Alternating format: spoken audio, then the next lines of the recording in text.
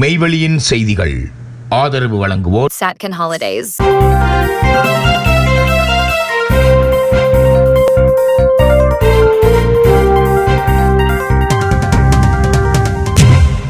வணக்கம்.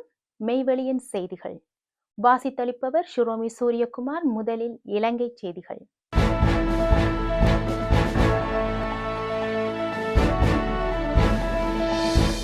கஜேந்திரகுமார் கூறுவது தவறு. சமஷ்டி பற்றி ஜெய்சங்கருடன் பேசினோம். CVK கருத்து. இந்திய வெளியுறவுத்துறை அமைச்சர் ஜெய்சங்கருடனான சந்திப்பில் சமஷ்டியை பற்றி நாங்கள் பேசவில்லை என்று கஜேந்திரகுமார் பொன்னம்பலம் தெரிவித்தது ஆச்சரியம் அளிக்கின்றது என சுட்டிக்காட்டிய இலங்கை தமிழ் அரசு கட்சியின் தலைவர் CVK சிவஞானம், எமது இறுதி இலக்கும் நோக்கும் கூட்டாட்சி சமஷ்டிதான் என்றார். சமகால நிலைமைகள் தொடர்பாக CVK சிவஞானம் நேற்று நடத்திய ஊடக சந்திப்பில் இவ்விடயத்தை தெரிவித்தார்.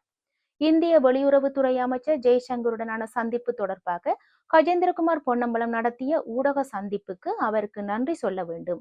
அமைச்சரிடம் மகஜர் கையளிக்கப்படவில்லை எனவும் உயர் ஸ்தானிகரிடமே மகஜர் கையளிக்கப்பட்டதாக கஜேந்திரகுமார் தெரிவித்திருந்தார். இவ்வாறான சந்திப்புகளில் அமைச்சர் மகஜரை கையேற்பதில்லை என்ற இந்திய உயர்ஸ்தானிகர் ஆலயத்தின் அறிவுறுத்தலுக்கு அமைய இந்திய உயர்ஸ்தானிகர் சந்தோஷ் ஜாவிடம் மகஜர் கையளிக்கப்பட்டது. இந்த சந்திப்பின் அடிப்படை நோக்கம் தேவையற்ற கால தாமதமாகியுள்ள மாகாண சபை தேர்தலை நடாத்த இலங்கை அரசாங்கத்திற்கு இந்தியா வலியுறுத்த வேண்டும் என்பதே ஆகும். மாகாண சபை தேர்தலை நடாத்த நானும் ஏனையவர்களும் வலியுறுத்தினோம்.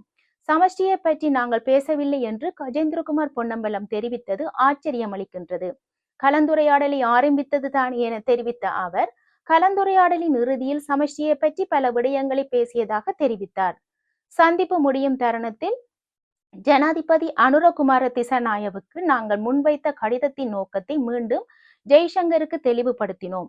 மாகாண சபையை பொறுத்தவரை இந்தியா இலங்கையுடன் செய்த ஒப்பந்தம் மூலமே அது உருவானது. வயிற்றில் பிறந்த பிள்ளை என சொல்லவில்லை, இந்தியாவின் சிந்தையில் வந்த பிள்ளை என்றேன்.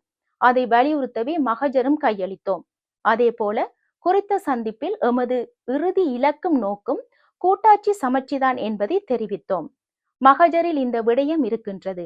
நாங்கள் பொய் சொன்னதாக கஜேந்திரகுமார் பொன்னம்பலம் சொல்கிறார். நான் உண்மையைத்தான் கூறுகின்றேன். சந்திப்பில் பங்கேற்ற ஏனைய கட்சி தலைவர்கள் இதை தெளிவுபடுத்துமாறு வலியுறுத்தினார்கள். சர்வதேச ரீதியில் எமது இலக்கை அடைவதற்கான ஆதரவு தேவை. இந்தியா இதற்கு உதவ வேண்டும் என சந்திப்பில் சொன்னோம்.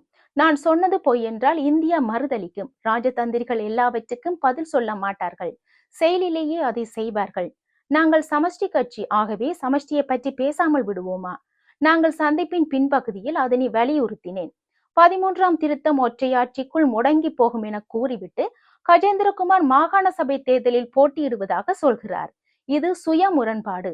மாகாண சபை முறைமை தீர்வு என்றோ முழுமையாக ஏற்கின்றோம் என்றோ ஒரு காலத்தில் தமிழரசு கட்சி சொன்னதில்லை. உண்மைக்கு புறம்பான முறையில் பேசுவது அரசியல் ஜனநாயகத்திற்கு முரண். மன்னாரில் இருக்கக்கூடிய சூரிய சக்தி அமைப்பதில் பாகிஸ்தானை சேர்ந்த 40 பேர் பணியில் ஈடுபடுவது என்பதையும் நாங்கள் சந்திப்பின் போது தெரிவித்தோம் என அவர் குறிப்பிட்டார். டக்ளஸ் தேவானந்தாவுக்கு வழங்கப்பட்ட துப்பாக்கிகள் தொடர்பாக விசாரணைகள் ஆரம்பம். கைது செய்யப்பட்டுள்ள முன்னாள் அமைச்சர் டக்ளஸ் தேவானந்தாவுக்கு இராணுவத்தால் வழங்கப்பட்ட ஏனைய துப்பாக்கிகள் தொடர்பில் குற்றப்புலனாய்வு திணைக்களம் விசாரணைகளை ஆரம்பித்துள்ளது. இதற்கமைய அவருக்கு வழங்கப்பட்ட மேலும் 19 துப்பாக்கிகள் குறித்து குற்றப்புலனாய்வு திணைக்களம் தற்போது விசாரணைகளை ஆரம்பித்துள்ளதாக தெரிவிக்கப்படுகிறது. மேலும் கைது செய்யப்பட்ட முன்னாள் அமைச்சர் டக்ளஸ் தேவானந்தா எதிர்வரும் ஜனவரி மாதம் 9ஆம் தேதி வரை விளக்கமறியலில் வைக்கப்பட்டுள்ளார். அவரை நேற்று ஞாயிறு பிற்பகல் கம்பஹா நீதவான் நீதிமன்றில் முன்னிலைப்படுத்திய போதே இந்த உத்தரவு பிறப்பிக்கப்பட்டுள்ளது. முன்னதாக முன்னாள் அமைச்சர் டக்ளஸ் தேவானந்தா கடந்த 26ஆம் தேதி குற்ற புலனாய்வு திணைக்களத்தினரால் கைது செய்யப்பட்டார். 2001ஆம் ஆண்டு இராணுவத்தால் டக்ளஸ் தேவானந்தாவுக்கு தனிப்பட்ட பயன்பாட்டுக்காக வழங்கப்பட்ட துப்பாக்கி திட்டமிட்ட குற்றச் செயல்களில் ஈடுபடும் சந்தேக நபர் ஒருவரால் வழங்கப்பட்ட தகவலுக்கு அமைய 2019ஆம் ஆண்டு கம்பகா வெளிவேறிய பகுதியில் பச்சை ஒன்றுக்குள் இருந்து கண்டுபிடிக்கப்பட்டது. இந்த துப்பாக்கி டக்ளஸ் தேவானந்தாவுக்கு இலங்கை இராணுவத்தினால் சட்ட ரீதியாக வழங்கப்பட்டது என ஆரம்ப கட்ட விசாரணையில் கண்டறியப்பட்டுள்ளது. இந்த நிலையில் குறித்த சம்பவம் தொடர்பில் வாக்குமூலம் வழங்குவதற்காக டக்ளஸ் தேவானந்தா குற்ற புலனாய்வு திணைக்களத்துக்கு அழைக்கப்பட்டிருந்தார். இதன் போது குறித்த துப்பாக்கி டக்ளஸ் தேவானந்தாவுக்கு சட்ட ரீதியாக வழங்கப்பட்டமை என உறுதி செய்யப்பட்டதை அடுத்து அவர் கைது செய்யப்பட்டார். அவருக்கு எதிராக பயங்கரவாத தடுப்பு சட்டத்தின் கீழ் 72 மணி நேர தடுப்பு உத்தரவு பெறப்பட்ட நிலையில் நேற்று அவர் கம்பகா நீதவான் நீதிமன்ற நீதிபதி முன்னிலையில் ஆஜர்படுத்தப்பட்ட போதே அவரை ஜனவரி மாதம் 9ஆம் திகதி வரை விளக்கமறியலில் வைக்க உத்தரவிடப்பட்டுள்ளது. கொலையுண்ட ஒழுங்கமைக்கப்பட்ட குற்றவாளியான மாகந்துரே மதுஷின் கூட்டாளி ஒருவர் போலீசாரால் கண்டுபிடிக்கப்பட்ட மேற்படி துப்பாக்கி தொடர்பாக அளித்த தகவலில் டக்ளஸ் தேவானந்தாவால் அவருக்கு வழங்கப்பட்டதாக கூறியிருந்ததாக சண்டே டைம்ஸ் தெரிவித்தது. இந்த ஆயுதம் பல கொலைகளில் பயன்படுத்தப்பட்டதாக அடையாளம் காணப்பட்டதுடன் மேலும் விசாரணைகளில் அது இராணுவத்தால் வழங்கப்பட்டதாக தெரிய வந்துள்ளது. வடகிழக்கில் சட்டவிரோதமான பௌத்த ஆலய கட்டுமானங்கள் ஒருபோதும் இலங்கையில் அமைதியை கொண்டு வராது. சுரேஷ் பிரேமச்சந்திரன் கருத்து. வடக்கு கிழக்கு பிரதேசங்களில் திட்டமிட்டு சட்டவிரோதமாக மேற்கொள்ளப்படும் பௌத்த ஆலயங்கள் கட்டுமானங்கள் ஒருபோதும் இலங்கையில் அமைதியை கொண்டு வராது என்றும் இலங்கையின் வளர்ச்சிக்கு பயனளிக்காது என்றும் தெரிவித்துள்ள ஈழ மக்கள் புரட்சிகர விடுதலை முன்னணியின் தலைவர் சுரேஷ் பிரேமச்சந்திரன் முறைமை மாற்றத்தை முன்வைத்து ஆட்சிப்பீடம் ஏறியுள்ள இடதுசாரி ஜனநாயகம் பேசும் தற்போதைய அரசு அத்தகைய நடவடிக்கைகளை தடுத்து நிறுத்தி நாட்டின் நிலையான அபிவிருத்தியில் கவனம் செலுத்த வேண்டும் என்று கோரியுள்ளார். வடக்கு கிழக்கு மாகாணங்களில் திருகோணமலை, முல்லைத்தீவு, வவுனியா, மன்னார், யாழ்ப்பாணம் போன்ற பிரதேசங்களில் சிங்கள பௌத்த மக்கள் வாழாத இடங்களில் அடாத்தாக பிடித்த பல காணிகளில் இராணுவத்தினரின் உதவியுடன் புத்த கோயில்கள் அமைக்கப்பட்டு வருகின்றன. இப்பொழுது ஆட்சியில் இருக்கின்ற தேசிய மக்கள் சக்தி அரசாங்கமானது இவற்றை தடுத்து நிறுத்தாமல் சட்டவிரோதமாக கட்டப்படும் புத்த விகாரைகளை இன்னும் ஆதரித்து செயற்பட்டு வருகின்றது. யாழ்ப்பாணம் தைட்டியில் தனியாருக்கு சொந்தமான காணிகளை பறிமுதல் செய்து தமிழ் மக்களின் எதிர்ப்பையும் மீறி சட்டவிரோதமான முறையில் ஒரு பௌத்த ஆலயம் கட்டப்பட்டிருக்கின்றது. நயினார் தீவில் இருக்கும் நாக விகாரையின் விகாராதிபதி இந்த காணிகள் விகாரைக்கு உரித்தானதல்ல என்பதையும் அதில் கட்டப்பட்டிருக்கும் விகாரை சட்ட விரோதமானது என்பதையும் தமிழ் மக்கள் பௌத்தத்திற்கு எதிரானவர்கள் அல்லர் என்பதையும் அவர்கள் தம்முடன் அன்புடன் பழகுகிறார்கள் என்பதையும் அழுத்தம் திருத்தமாக கூறியிருப்பதுடன் 53 வருடங்களாக நாம் இந்த பிரதேசத்தில் வசித்து அந்த மக்களுடன் பழகி வருகின்றேன் என்ற அடிப்படையிலும் தைட்டி நாக விகாரை கட்டுமானமானது சட்டவிரோதமானது என்றும் சிங்கள மக்களுக்கு சிங்கள மொழி மூலம் அளித்துள்ள பேட்டியில் கூறியிருக்கின்றார். நிலைமை அவ்வாறிருக்க சட்டவிரோதமான விடயங்களை ஏற்க மாட்டோம் என்று கூறுகின்ற இந்த அரசாங்கம் சட்ட ரீதியாக அந்த மக்களுக்கு சொந்தமான காணிகள் கொடுப்பதை விடுத்து தொடர்ந்தும் அந்த மக்களுடன் பேரம் பேசுவதும் வேறிடத்தில் காணிகளை தருகின்றோம் என்று கூறுவதும் சட்ட விரோதத்தை துணை போவதாகவே பொருள் கொள்ளப்படும். தைட்டி விகாரைக்காக காணிகளை இழந்தவர்கள் நயினாதீவு நாகவிகாரை விகாராதிபதியுடன் நேரில் சந்திப்பு. தைட்டி விகாரைக்காக காணிகளை இழந்தவர்கள் நயினாதீவு நாக விகாராதிபதியை நேரில் சந்தித்து தமது காணிகளை விடுவிப்பது தொடர்பில் கலந்துரையாடியுள்ளனர். யாழ்ப்பாணம் தையிட்டி பகுதியில் தனியார் காணிகளை அடாத்தாக கையகப்படுத்தி இராணுவத்தினரால் திஸ்ஸ விகாரை கட்டப்பட்டுள்ளது. குறித்த விகாரையை அகற்றி அந்த காணிகளை தம்மிடம் ஒப்படைக்குமாறு காணி உரிமையாளர்கள் நீண்ட காலமாக போராட்டம் நடாத்தி வருகின்றனர். ஜனாதிபதி அனுரகுமார திசநாயக்க ஜனாதிபதியாக பதவியேற்றதும் மக்களின் காணி மக்களுக்கே என கூறியதுடன் திஸ்ஸ விகாரைக்காக அடாத்தாக கையகப்படுத்தப்பட்டுள்ள காணிகளை விடுவிப்பதாக உறுதி அளித்திருந்தார். இந்த நிலையில் ஜனாதிபதி பதவியேற்று 1.5 வருடங்களுக்கு மேலாகியும் காணியில் ஒரு சிறு துண்டேனும் விடுவிக்கப்படவில்லை என மக்கள் தெரிவிக்கின்றனர். இந்த நிலையில் நயினாதீவு நாகதீவு விகாராதிபதி தைட்டி விகாரை அமைந்துள்ள காணி தனியார்களுடைய காணி, அந்த காணியினை அவர்களிடமே மீளளிப்பதை அறம் என கூறியிருந்தார். அதனை அடுத்து காணி உரிமையாளர்கள் விகாராதிபதியை சந்தித்து தமது காணி உரிமை தொடர்பிலான ஆவணங்களின் பிரதியை கையளித்ததுடன் காணி விடுப்பை மேற்கொண்டு தருமாறு விகாராதிபதியிடம் கோரிக்கை விடுத்துள்ளனர்.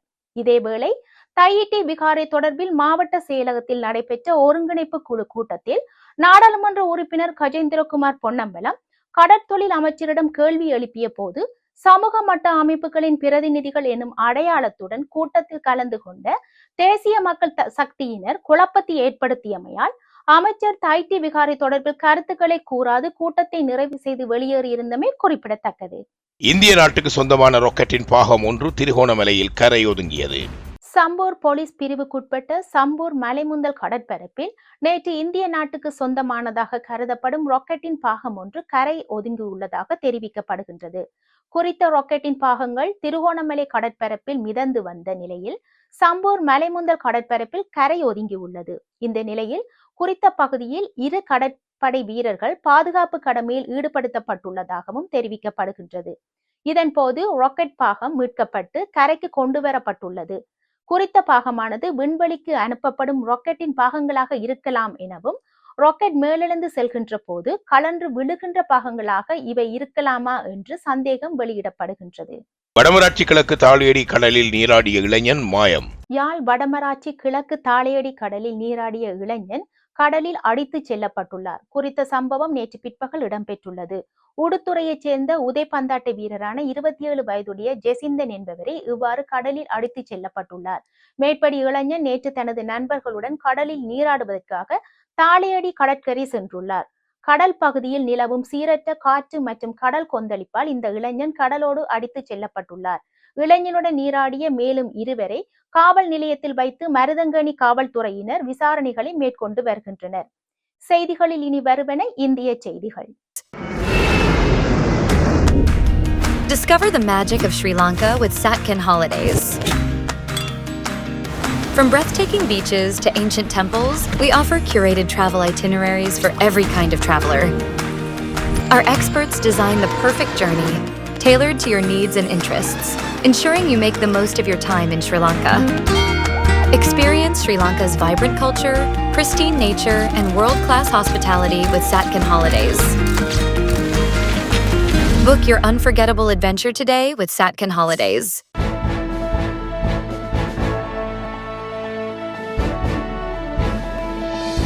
பிரித்தானியாவில் 400 பெண் சிசுக்களை கருக்கலைப்பு செய்த இந்திய பெண்கள். பிரித்தானியாவில் சமீப காலமாக கருக்கலைப்பு செய்யும் பெண்களின் வீதம் அதிகரித்து வருவதாக புதிய கணக்கெடுப்பு ஒன்று தெரிவித்துள்ளது. குறிப்பாக இந்திய பெண்கள் மத்தியில் இந்த எண்ணிக்கை அதிகரித்து வருவதாக சுட்டிக்காட்டப்பட்டுள்ளது. கருக்கலைப்பு தொடர்பில் ஆலோசனை வழங்கும் பிரித்தானிய தொண்டு நிறுவனம் ஒன்று பாலின ரீதியாக கருக்கலைப்பு செய்வது சட்டவிரோதமானது அல்ல என கூறுகின்றது. இதனை பல்வேறு தரப்பினரும் விமர்சித்து வருகின்றனர்.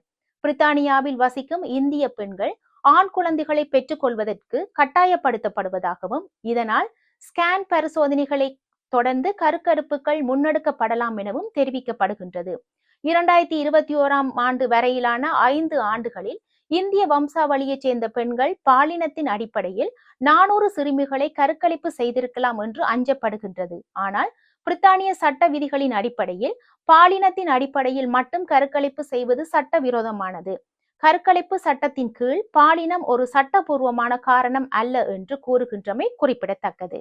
விஜயுடன் காங்கிரஸ் ரகசிய சந்திப்பா? சூடேறும் தமிழக அரசியல் களம். திமுக கூட்டணியில் இதுவரை அமைதி காத்து வந்த காங்கிரஸ் தற்போது 2026ஆம் ஆண்டு தேர்தலை முன்னிட்டு அதிரடி காட்டி வருகின்றது. ராகுல் காந்தியின் நெருங்கிய ஆலோசகரான பிரவீன் சக்கரவர்த்தி தமிழகம் உத்தரப்பிரதேசத்தை விட அதிக கடனில் உள்ளது என பதிவிட்டது திமுக தரப்பை கொந்தளிக்க வைத்துள்ளது.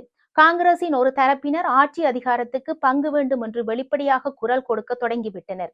ஒருவேளை திமுக இதற்கு உடன்படாவிட்டால் நடிகர் விஜயின் தமிழக வெற்றி கழகம் என்ற மாற்று வாய்ப்பை பயன்படுத்தி திமுகவுக்கு அழுத்தம் கொடுக்க காங்கிரஸ் திட்டமிடுவதாக அரசியல் வட்டாரங்களில் பகீர் கிளம்பியுள்ளது. காங்கிரஸ் கட்சியின் மாநில தலைவர் செல்வ பெருந்தகை ஒரு புறம் திமுகவுடன் இணக்கமாக இருப்பது போல தெரிந்தாலும், டெல்லி தலைமையின் ஆசி பெற்ற பிரவீன் சக்கரவர்த்தி போன்றவர்கள் விஜயை சந்தித்து அரசியல் முக்கியத்துவம் பெற்றுள்ளது. தபாகவுடன் கூட்டணி வைத்தால் 50 முதல் 80 தொகுதிகள் வரை பெறலாம், கட்சியை வளர்க்கலாம் என்பது காங்கிரசின் மற்றொரு தரப்பு கணக்காக உள்ளது. ஆனால் ஸ்டாலினுக்கும் ராகுலுக்கும் இடையிலான தனிப்பட்ட நட்பால் கூட்டணி தொடரும் என சொல்லப்பட்டாலும், இந்த முறை தொகுதிகள் மற்றும் அதிகார பகிர்வில் காங்கிரஸ் விடாப்பிடியாக இருக்கும் என தெரிகின்றது. பாசிசமா பாயாசமா என்ற விவாதங்களுக்கு நடுவே காங்கிரசின் இந்த இரட்டை நிலைப்பாடு திமுக தலைமையை கடும் அதிருப்தியில் ஆழ்த்தியுள்ளது. செய்திகளில் தொடர்வென உலக செய்திகள்.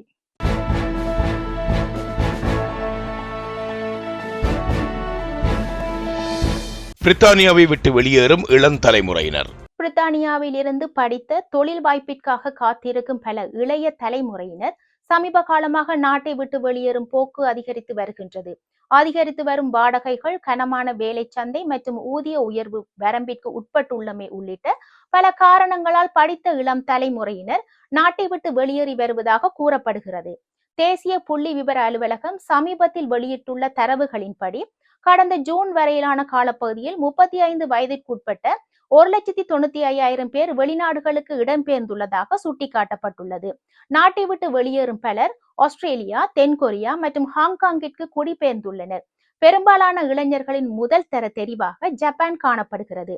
ஜப்பானிய மக்களின் ஒழுக்கம், பாதுகாப்பு மற்றும் தூய்மை என்பன பலரை ஈர்ப்பதாக தெரிவிக்கப்பட்டுள்ளது. முன்னதாக வயதான பிரித்தானியர் வேலைக்காக டோக்கியோவிற்கு குடிபெயர்ந்ததாக புள்ளி விவரங்கள் தெரிவித்துள்ளன. அதே நேரம் தொழிலதிபர்கள் பலர் துபாய் உள்ளிட்ட மத்திய கிழக்கு நாட்டிற்கு புலம்பெயர்ந்துள்ளதாக கூறப்படுகிறது. அங்கு அவர்கள் இலகுவாக கோல்டன் விசா திட்டத்தை பெறுவதாக அறிவிக்கப்பட்டுள்ளது. குறிப்பாக துபாய் வளர்ந்து வரும் தொழிலதிபர்களுக்கு மிக பெரிய வாய்ப்பை ஏற்படுத்தி கொடுப்பதாக கூறப்படுகின்றமை குறிப்பிடத்தக்கது.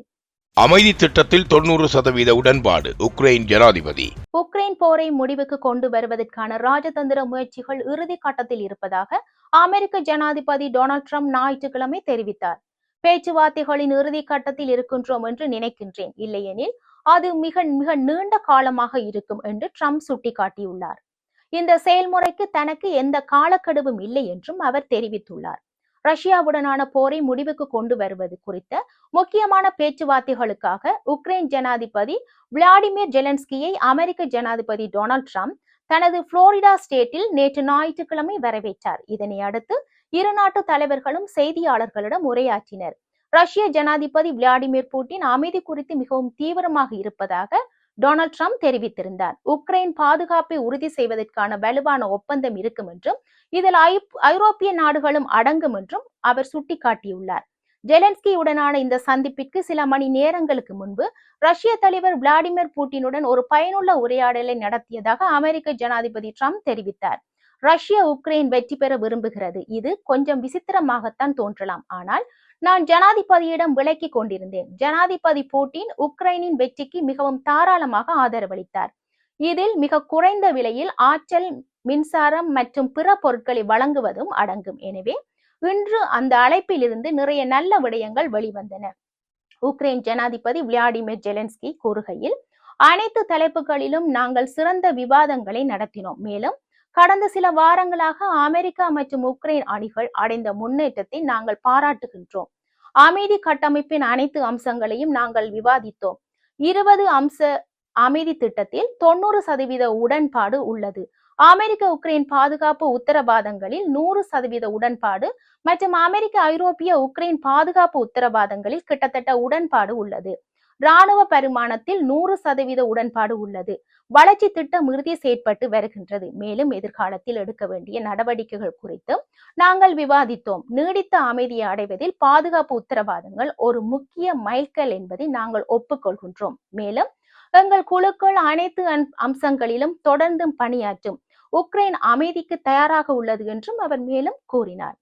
இத்துடன் மெய்வெளியின் செய்திகள் நிறைவு பெற்றன. தொடர்ந்து மெய்வெளியின் மேலதிக செய்திகளை பார்வையிட www.மெய்வெளி.com என்ற இணையதளத்தை பார்வையிடுங்கள்.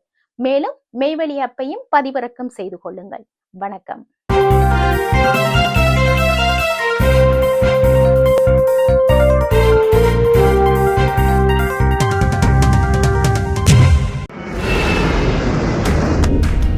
Discover the magic of Sri Lanka with Satkin Holidays.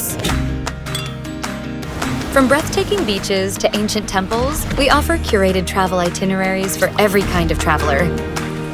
Our experts design the perfect journey, tailored to your needs and interests, ensuring you make the most of your time in Sri Lanka. Experience Sri Lanka's vibrant culture, pristine nature, and world-class hospitality with Satkin Holidays. Book your unforgettable adventure today with Satkin Holidays.